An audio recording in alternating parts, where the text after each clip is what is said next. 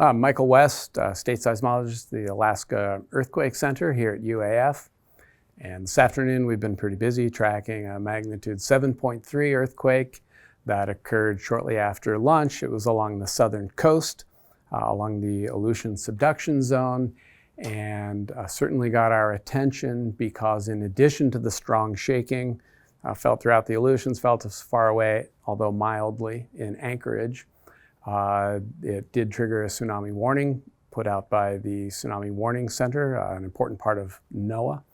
And that's been since downgraded, meaning that the tsunami does not at this time appear to have been tremendously impactful.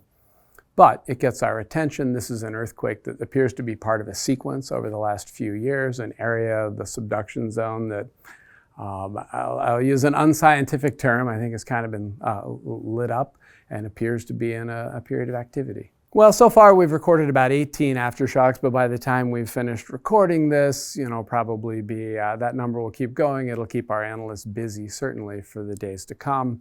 The vast majority of these will be not of societal significance, magnitude 3s, 4s. There is always the possibility, the small percentage possibility after an earthquake like this, that we would have a follow-on earthquake that was similar in size or larger. That always remains a potential, but we have no particular reason to anticipate that today. The entire southern coast of Alaska is a collision zone between two tectonic plates. You have the North American plate and you have the Pacific plate colliding, and the Pacific plate dives down underneath North America. That interface where those two plates rub together, technical term again, is one of the primary drivers of the big earthquakes along our southern coast.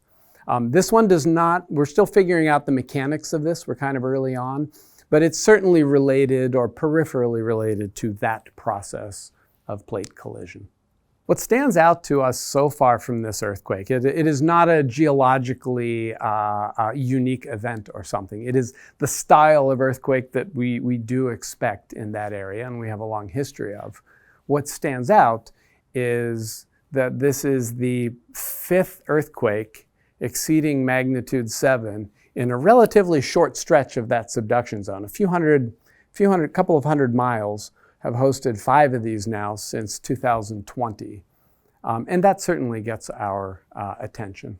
On a day like today, we're pretty busy in coordination with a lot of other agencies. At the state level, you've got the Division of Homeland Security and the State Emergency Operations Center, where they're working with communities to navigate the ins and outs of tsunami warning.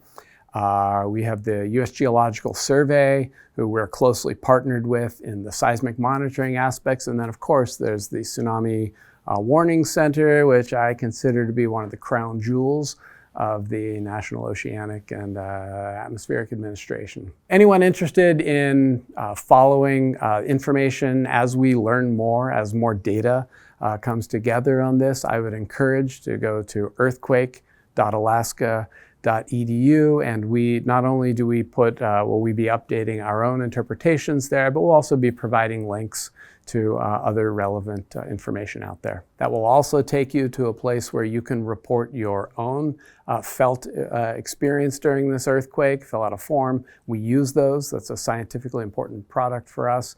You can also go to our interactive map where you can watch the aftershock activity unfold over the coming hours and days.